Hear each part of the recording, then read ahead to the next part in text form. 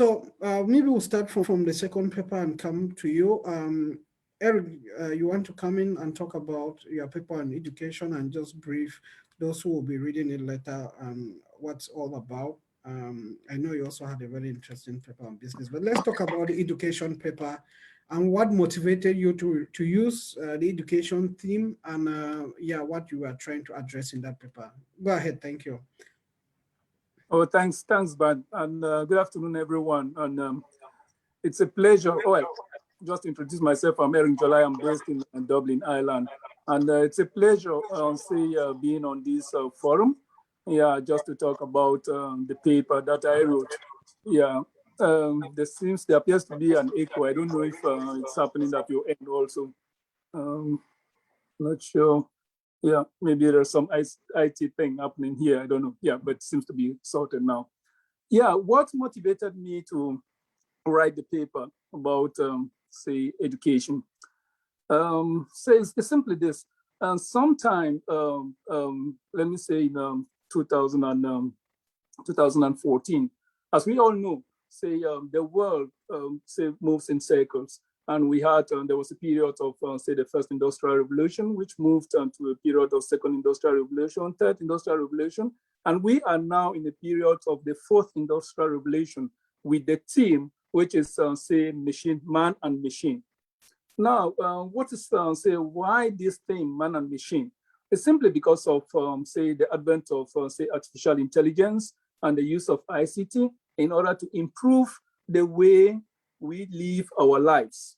And as you understand, education is a central point in the way we live our lives. Now, sometime in 2014, I was seated on the dining table, and my daughter, who was in secondary school at that time, approached me. She was in a fifth class, which is about, like Form 4 in our own, in the community education system. Yeah, so she approached me and told me that, Daddy, please, can you help me? I have homework in probability. To be honest with you, probability is something that I studied, sometime about 20 to 25 years ago, and I was shocked and scared. Not only shocked, but scared. How am I going to approach my daughter to tell her that I'm not able to assist her in our homework on probability? So it was a very big challenge, you see, because I really wanted to help my daughter. She was very eager to know what probability was all about. I tried to explain, the dice, you use dice, you use cards in order to work out, the probability of a particular thing coming up again after so many trials. And I realized that I was always short of knowledge. There was that absence of competence in probability, and I could not help her. And I told her that, why don't you go and try it out with YouTube? That in YouTube, you do have so many educational content material that you can use in order to study this probability. She went, and she was so, well, first of all, she was very annoyed with me because I couldn't help her. Meanwhile, the mother couldn't help her also. And she told me that they were preparing for a test the next week, and she really wanted somebody who could help her. But I couldn't help her, so I just told her that your best bet is to go to YouTube, concentrate on it, and see if you could have an answer to your probability questions. Yeah, she went, studied in her room for about a day and two, studied probability, and the next week when they did the exams, the maths exams, she succeeded with flying colors in probability, and she came back telling me that, Dad, look, I studied probability on YouTube, and I was able to score about 18 over 20 in my test. Yeah, I was shocked. I was shocked about the results, and that not only being shocked, but it gave me some form of validation or confirmation that maybe with ICT, people can learn on their own.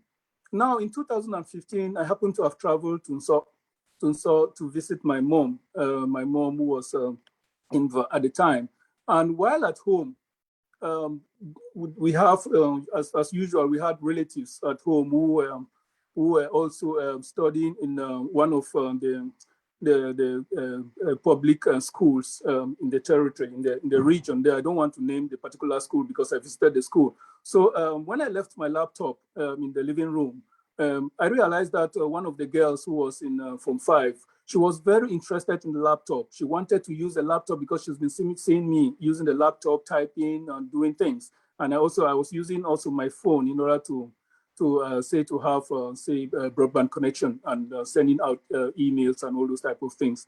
And she was very interested in it. And I realized that she was, despite the fact that she was interested in it, she couldn't use it. I asked her if she could use it, that she can try it out and write, little things. I showed her how to use the laptop. And I then just simply asked her if ICT was something that they study at school. And she told me that yes, that they even have to prepare for, I think it's a course also in the GCE, O levels and A levels.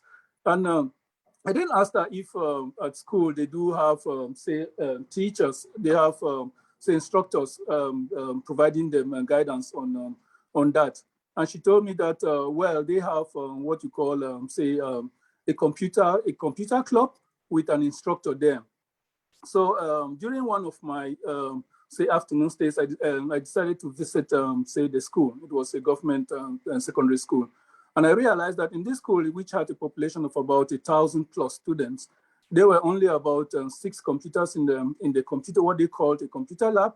And when I met the instructor, I realized that amongst the 6 computers, you had barely 2 computers that were working. So I asked him that how do they go about, servicing, the students, say the 1,000 plus students. And he then told me that no, they really concentrate only on the examination classes. And generally, they will only focus on, Excel spreadsheets and Word documents just to sensitize the children about, the various parts of the hardware, and then as regards software, how to write little things to create a document and put it in a folder. That was all. Yeah. So during our discussions, I also realized that not only was the instructor not let me say IT savvy. Yeah, they also had additional challenges as regards energy, because he told me that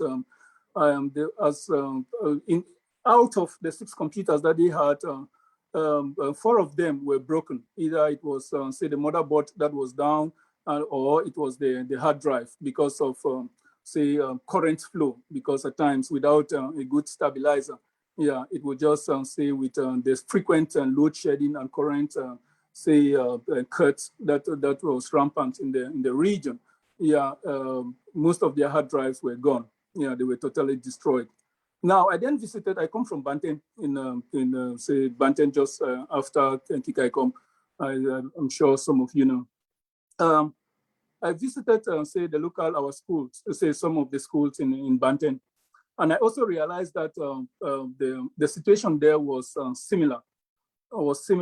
And not only, and what shocked me also was the fact that at times, some of the teachers who were really sacrificing their time to teach the students that they also never had the opportunity to improve.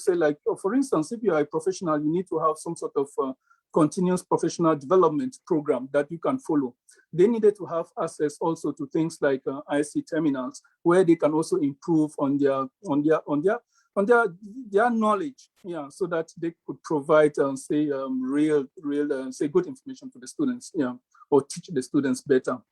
So it then dawned on me that what if you can bring, a computer, an ICT lab within the setting like Banten, and the students, with the experience that I had with my daughter, you put a computer lab in Banten, which was powered, which was energy, it had energy efficient, infrastructure, which could be powered by solar energy, and have the students being taught directly through YouTube videos.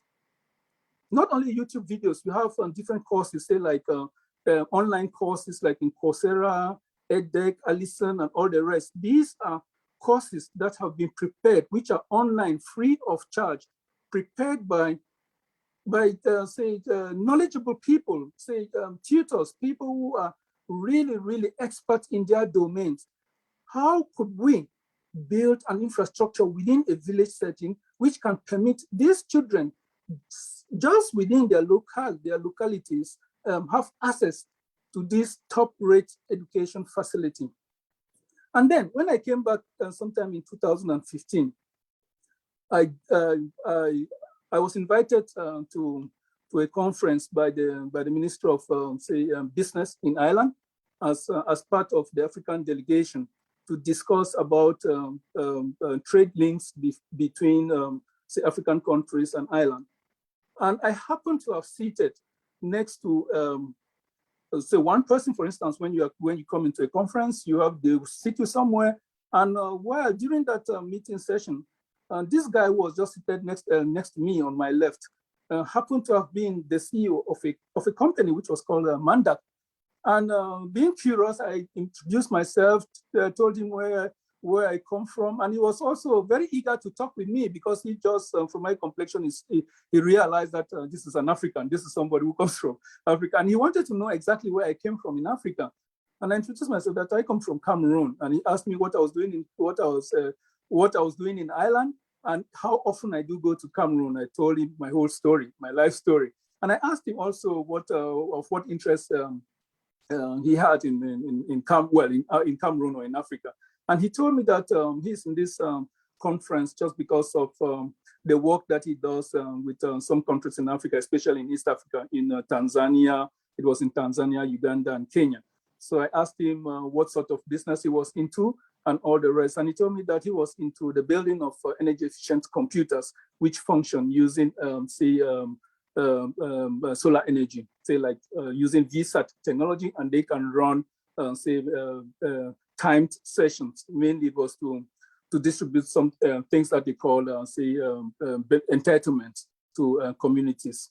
So I became intrigued, and with the experience that I had with my daughter and the experience that I had in Cameroon, and also in Banten, I then sat down, and in that space, within about 10 minutes, I conceived a project in my mind. Yeah, that why not try to see if I can strike a partnership with this guy in order to bring him down to Banten and test out his technology. Now, just cutting the story short, within about, so he told me that, okay, if I'm interested in his technology, I should write a project about the technology and then send to his email address.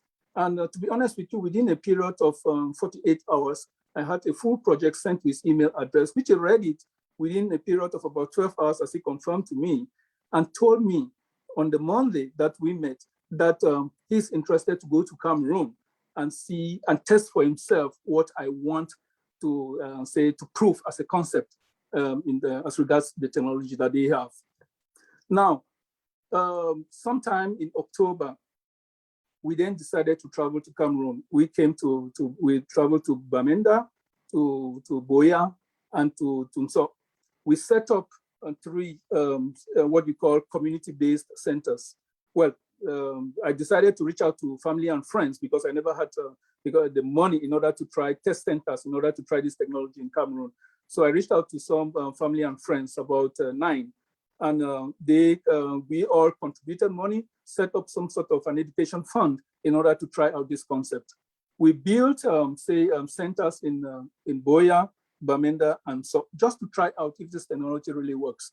And so it was in Squares at the Starmax building. I don't know if some of you know the Starmax building So we tried this technology out just to see if, without relying on the Cameroonian backbone, we could have access to satellite broadband.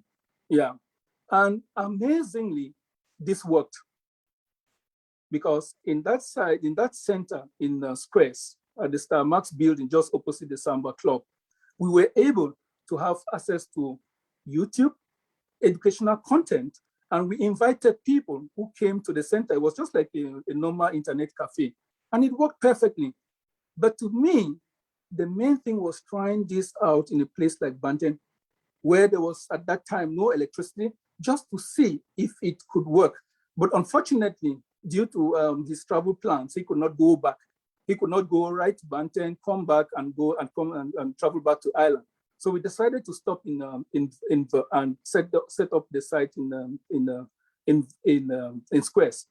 And amazingly, it worked. He traveled back, and down the line, it was unfortunately the socioeconomic, the sociopolitical issues then started in Cameroon.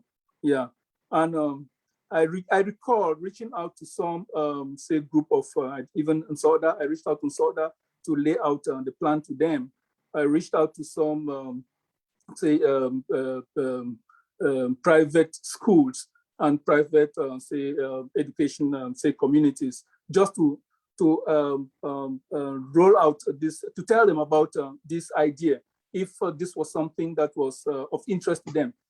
And I recall some of them, when there is internet and broadband, most people don't realize the importance of something else. If you tell somebody that what is the difference between satellite and connectivity and normal connectivity that he has on his phone using MTN or Orange or Nextel, they will not tell you, they won't know.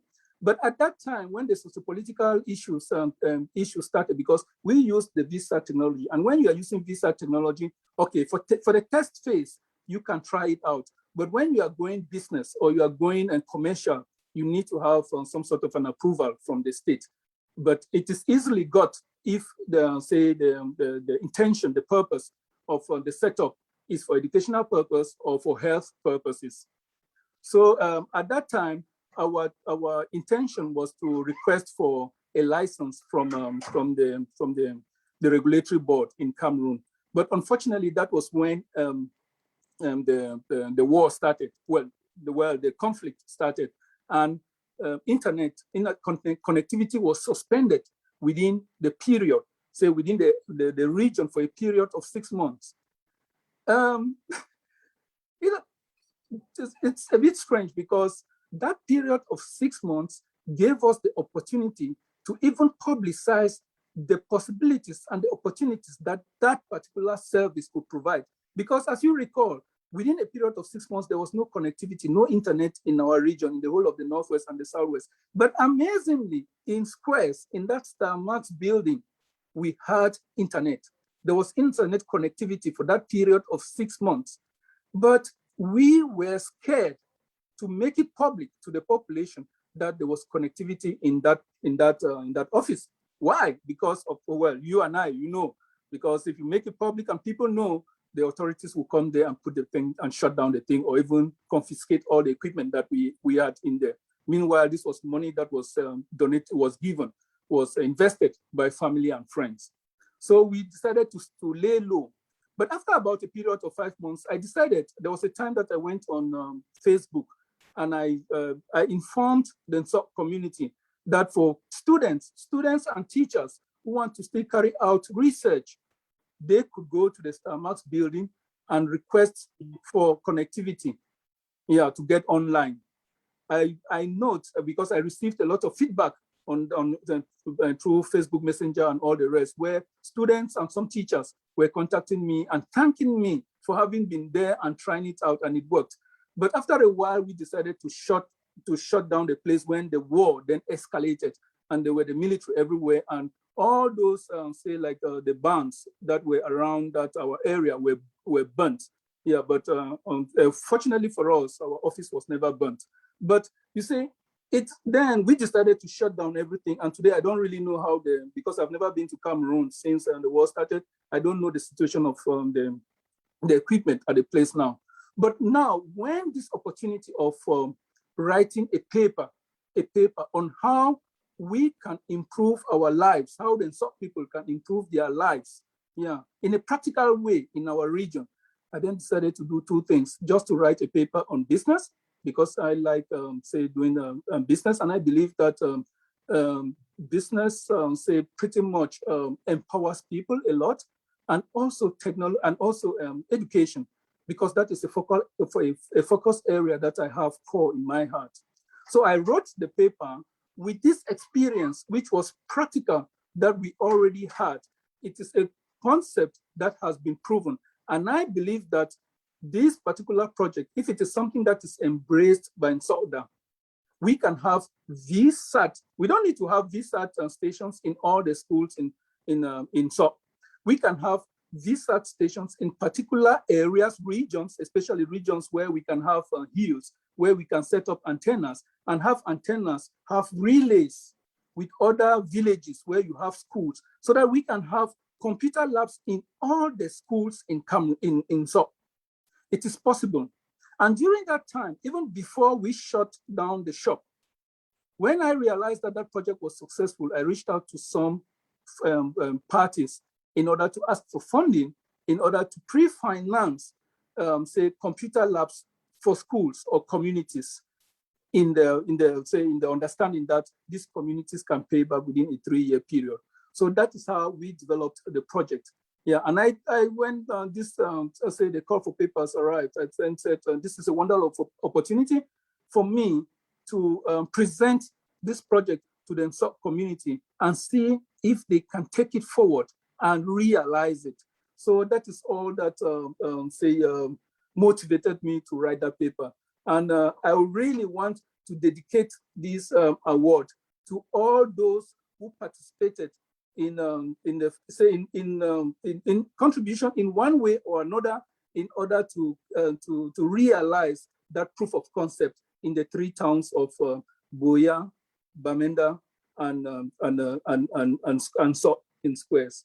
Yeah, they know themselves. And to be honest, I sent them a thank you message just to indicate how grateful the idea was and how this idea has been validated by the SOC community. Thank you. Absolutely. Thank you so much for that deep talk into how you came about. It's really, really wonderful. Pam, I'll allow you to come in here. Do you have any comments? No, thank you so much. I don't know whether to. It's really inspiring to see how you went from finding a solution for your daughter to be able to think of this project and bringing it in. So, especially in these hard times where internet is so difficult, this would have been like the perfect time to deploy that internet solution where people can access the internet without using too much. Without needing too much access, but of course with the security issues. So it's not only an education project, but I see that it's also a technical solution in the long term. So thank you for that. I did read this paper, and I recall thinking how wonderful it was that you went to this land, you even trialed it before the crisis started. So I can't wait for when the crisis stops and we can take this forward. It could be something for most of, because, we have a lot of boarding schools in SOC, particularly mission boarding schools that we can, use to empower our students and make sure that, at the forefront of IT and all of those, using that route and that solution that you're proffering. So I think that is a really wonderful solution. Thank you so much for sharing it with the rest of us. Great.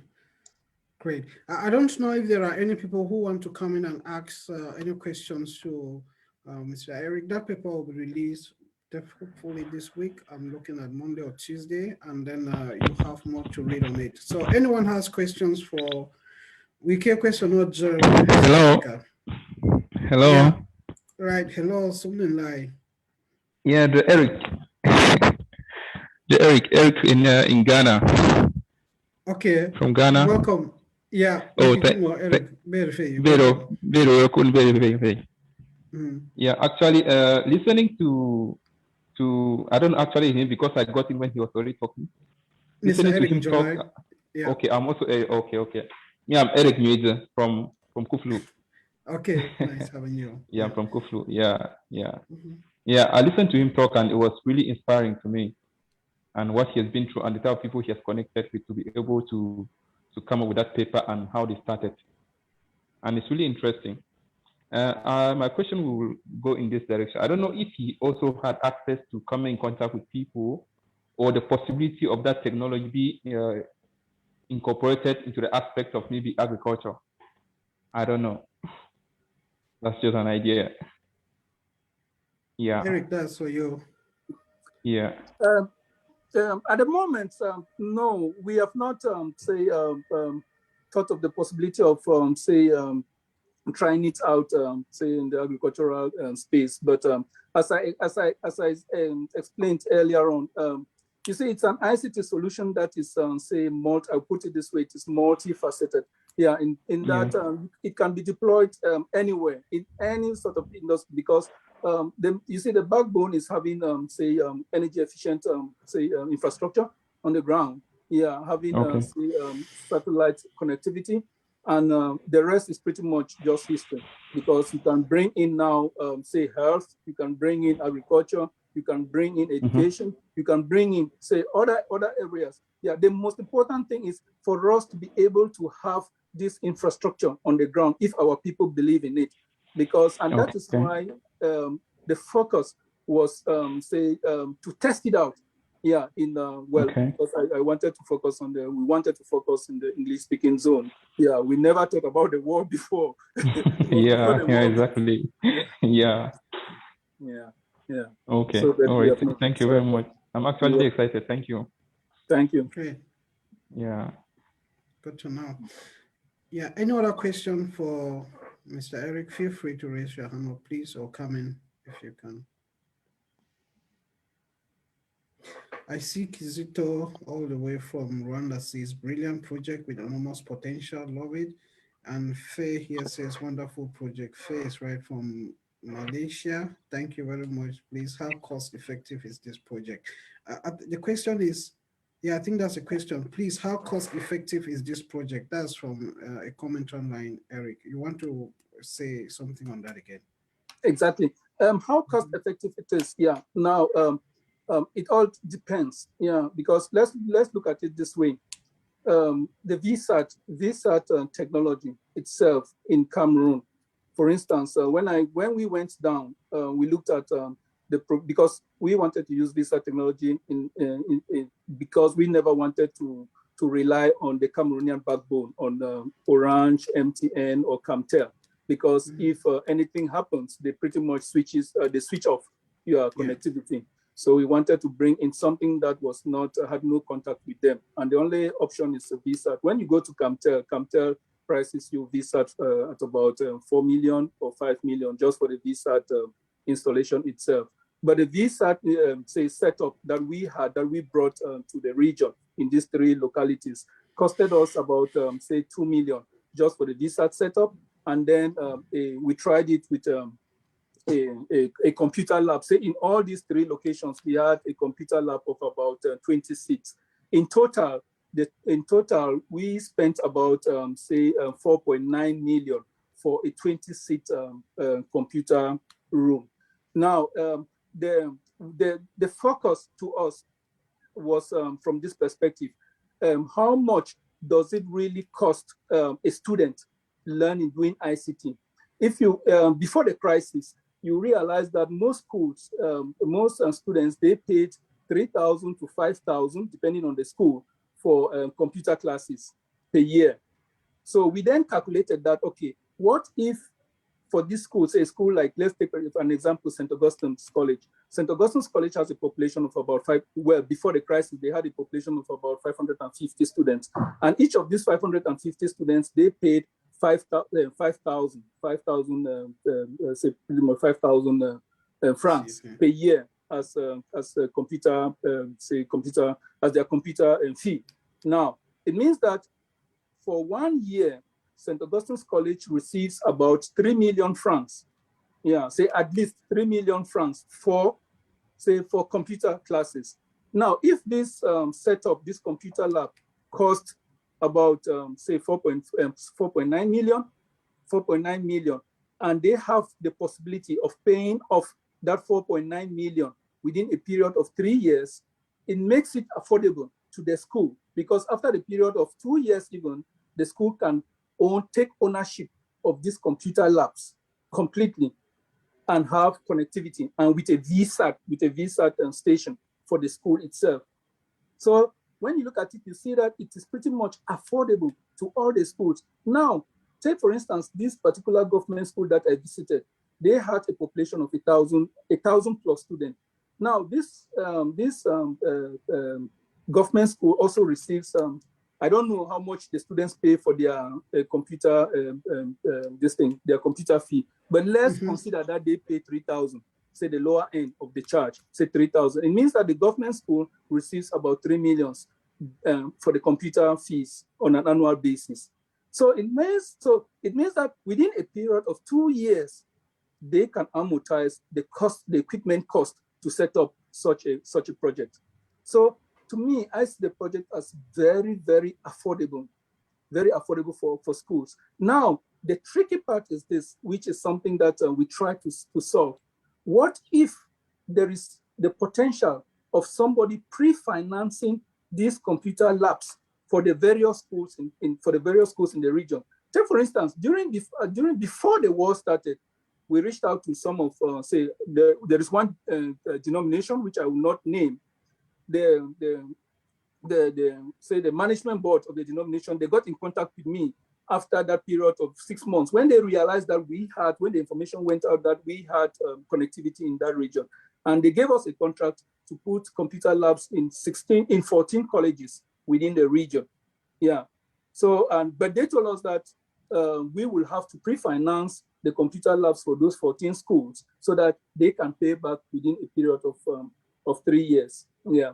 During that time, I successfully found a potential investor who was ready to pre-finance those 14 schools in order to be paid back within a period of 3 years. But immediately the war started, everything got frozen until today. We have not moved an inch again. Yeah. So that's where we are. And to be honest with you, it is something that I do believe it is very affordable for our population. It must not necessarily be the same technology that we used, but if we use the same idea, we can do that. We can roll out computer labs for all schools so yeah. The main thing is how can we succeed to have connectivity in our schools, in all the village schools in so. If we can do that to provide that, to give that possibility for our kids to sit in front of, say, a computer which has YouTube educational content being run out to them. To be honest with you, the children will fly. Yeah, absolutely. Absolutely, I agree. I noticed there's a question on solar energy, but I'm sure this was done with electrical energy, normal power. And I also saw a comment on if this is cost effective than fiber.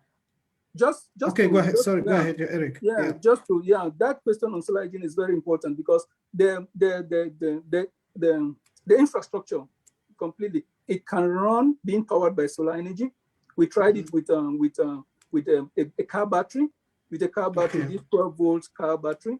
We tried it with solar energy, and then we tried it with conventional energy. Because the problem, why I insisted on these people, on the designers of the computer coming to set it up in SO was to make sure, because here in Ireland, when you test it out, it works. Everything works. But you see, the environment is different. I wanted us to go to our own environment, to come down to Banten. My preference was to go to the village setting and try it there. But unfortunately, due to travel conditions, the guy couldn't go there. So we decided to settle in squares, but it worked in squares. So if it can work in squares, I believe it can also work in Banten, and it can work in Kuvlu, it can work in Diam, it can work everywhere. Thanks so much for that clarification. So solar energy, car battery, and conventional energy did work out.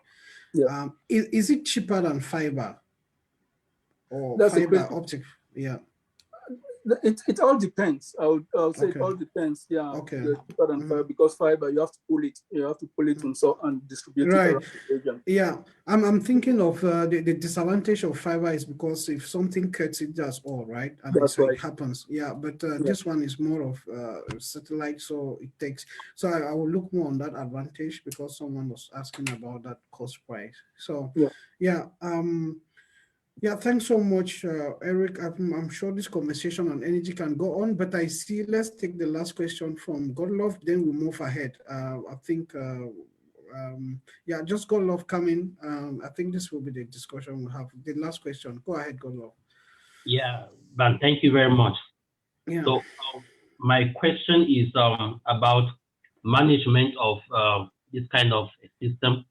Maybe it could be nice that a business or an entity offering this kind of service should give it in a way that they offer like a service, and then the school could maybe charge like per student, and then because if they like install the facility, sometimes some schools are not able to have the human resource to really manage it, to make it effective, like to run it, doing the maintenance, even having the competent people to teach the students in the practical way. And also the cost of running could be very hard for them. And sometimes, like, because I had once moved to Kumbo and moved to most of these schools to present a school management software to them, but most of their complaint was always cost. And so maybe in that aspect of cost, in proposing to them, the proposal could be like they offer it as a service, not like giving it to them, like they're owning the whole infrastructure. Like this business is offering a service of these systems, and then you guys are like paying based on the service that they offer, and they still provide the human resource, well trained and well equipped. So what does he think about it? If this is a feasible way of also looking at it? Thank you very much, Godlove, for that question, which is a very important question. And that was one of our considerations when we were carrying out the test.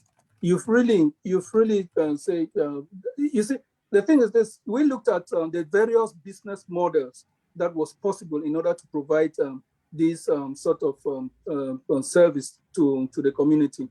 Yeah, and we looked at, we considered that aspect. But, and when, as I explained during, say during my discussion there, before even coming to test test out this infrastructure, we had reached out also to some of the say like the decision makers within our communities, just to find out about the potential of success of such a project. And we realized that it seemed as if our people always have this tendency of having ownership of infrastructure, because they wanted to own. People don't see, say like leasing something as a possibility, leasing a service as a possibility. To us, it would have been even preferable if there was that to own the infrastructure, put the infrastructure and make sure that it is the service is there 24/7. Yeah, while the school simply say pays for time, because this infrastructure, you can configure it to have timed sessions where the students can go themselves, they log into the system. And our preference was also to have, say, even the community, not only limited to students. For instance, after school, yeah, can the community take, for instance, let's say in Banten, can the community also, people who are interested in sending out emails or doing businesses through the internet, can they also visit this lab in order to learn about ICT or send emails or doing all those type of things? That is always a consideration. Yeah. So having rolling it out as a service, it was a consideration. And the project manager for it was in Bamenda, and he is still in Bamenda, because we decided to choose a project manager who was somebody who was already very versed with the region and was already carrying that a similar thing out. The project manager was always he was used to teaching kids. He was doing say this they call it computer sensitization programs in some villages, especially in Kar and Jakiri. Yeah. So we decided to use somebody who was local in order to make sure that it flows easily. But unfortunately, with the situation on the ground, the war and everything, we just decided to freeze it. Yeah. Great. Okay, Mr. Eric, thank you very much. Everything is clear. Thank you very much. Okay. Thank you very much for all those who have asked the questions and comments. Galaxy, you are leaving. We're going to miss you. For those who are interested in the paper and are not on the Rebate Forum or any of the forums, you can send an email to sorda.org@gmail.com. We have that email on the chat, so you can send to that email, and once we have the paper ready, we'll go out and you'll be able to have it. We'll just move on to the next. Interestingly,